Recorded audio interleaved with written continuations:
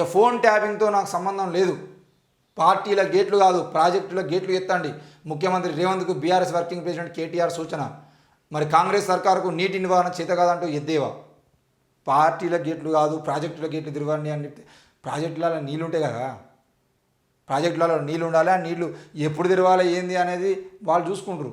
ఈ మంచి డైలాగులు ఏవైతే ఉన్నాయో ఇది స్క్రిప్టులు రాసే వాళ్ళని పెట్టుకున్నట్టున్నారు. స్క్రిప్టులు రాసే వాళ్ళు పీకే లాంటి వాళ్ళని పెట్టుకొని ఏం డైలాగ్ కొట్టాలి అనేది ఒకటి చూసుకొని 6 గ్యారెంటీల పేరుతో మీరు కాంగ్రెస్ పార్టీ అధికారంలోకి వచ్చినట్టుగా మనం కూడా ప్రాజెక్టులుగా ఏంటిది పార్టీల గేట్లు కాదు ప్రాజెక్టుల గేట్లు తిరగండి, పార్టీల గేట్లు కాదు ప్రాజెక్టుల గేట్లు తిరగండి అని చెప్పేసి ఉరురు పోయి అదే ముచ్చట అనిపించి ఈరోజు ఓట్లు రావాలంటే రావు. ఎట్టి పరిస్థితుల్లో మీరు నినాదాలు మార్చుకోవాలి. మీరు సెంటిమెంట్ డైలాగులతో మీరు కొట్టాల్సిన డైలాగులు ఈరోజు మీరు మాట్లాడినటువంటి మాటలు ఇవి కాదు.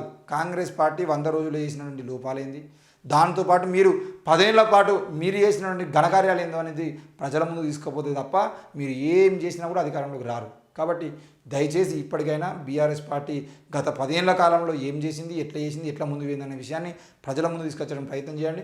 ఏమంటాడు ఫోన్ ట్యాపింగ్తో నాకు సంబంధం లేదని చెప్పేసి మాట్లాడుతున్నాడు. ముఖ్యమంత్రి రేవంత్ రెడ్డి ఫోన్ ట్యాపింగ్ వ్యవహారాలపై అడ్డగోరు విమర్శలు చేయడం మాని ఫోన్ ట్యాపింగ్పై దృష్టి సారిస్తే మంచిది అని బీఆర్ఎస్ వర్కింగ్ ప్రెసిడెంట్ కేటీఆర్ వ్యాఖ్యానించారు.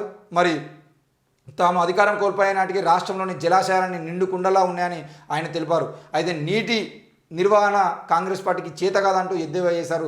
ఏది ఏమైనా కూడా ఫోన్ ట్యాపింగ్ పక్కన పెట్టి వాటర్ ట్యాపింగ్ చేయాలి అని చెప్పేసి చెప్తున్నాడు. ఓహో ట్యాపింగ్ చేయడం మంచిదే, ఫోన్ ట్యాపింగ్ పక్కన పెట్టాలి. ఎందుకంటే ఈ ఎలక్షన్ల ముందు ఫోన్ ట్యాపింగ్ అని అంటే మీకు ఇబ్బంది అవుతుంది. కాబట్టి ఫోన్ ట్యాపింగ్ పక్క పెట్టారంటే పోయి రేవంత్ రెడ్డి ఇంటికాడ కూర్చొని మాట్లాడచ్చు కదా. అన్న ఏదో అయిపోయిందన్న ఎలక్షన్లు అయిపోయేవారు నన్ను బతకని అంటే వాళ్ళు బతకనితో ఒకవేళ ఎక్కువ మంది ఎంపీలు మీరు గెలిచిరనుకో కుమ్మాకైతే అయిపోతుంది. అంతేగా ఇప్పుడు బీజేపీ పార్టీతో కలవాల్సింది ఏదో కాంగ్రెస్ పార్టీతో కలిస్తే ఇక్కడ రాష్ట్ర ప్రయోజనాలు మంచిగా ఉంటాయి, అక్కడ కేంద్ర ప్రయోజనాలు మంచిగా ఉంటాయి కదా.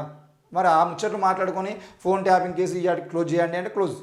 ఆనాడు కదా మన డ్రగ్స్ కేసు అక్కుం సబరాలు చేసిన డ్రగ్స్ కేసు, ఈ రోజుతో డ్రగ్స్ కేసు క్లోజ్, ఏ మీడియాలో రావద్దు అని అంటే అరే అప్పటి వరకు హీరోలు పెద్ద డైరెక్టర్లు అవి అని చెప్పేసి పెద్ద వార్తలు చూసి తెల్లరంగ డ్రగ్స్ కేసు ఎదురా బాబా అని పేపర్ మొత్తం చూసినా ఎక్కడ వార్తలేదు.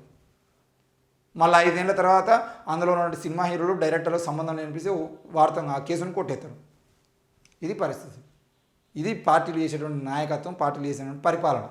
ఇది ప్రజాపాలన. మళ్ళా దానికి పేరు.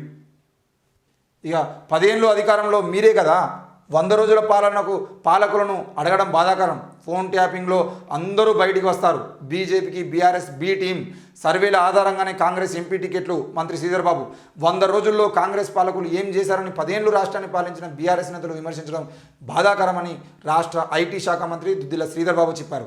ఫోన్ ట్యాపింగ్లో ప్రతి ఒక్కరూ బయటికి వస్తారని తెలిపారు. ఈ విషయంలో బీఆర్ఎస్ నేతలకు అనుమానాలు అక్కర్లేదన్నారు. సీఎం రేవంత్ రెడ్డిపై అనవసర వ్యాఖ్యలు చేయడం తగదని హెచ్చరించారు. బీజేపీకి బీఆర్ఎస్ బి టీంగా మారిందని విమర్శించారు. సర్వేల ఆధారంగానే కాంగ్రెస్ అభ్యర్థులకు ఎంపీ టికెట్లు ఇస్తామని స్పష్టం చేశారు.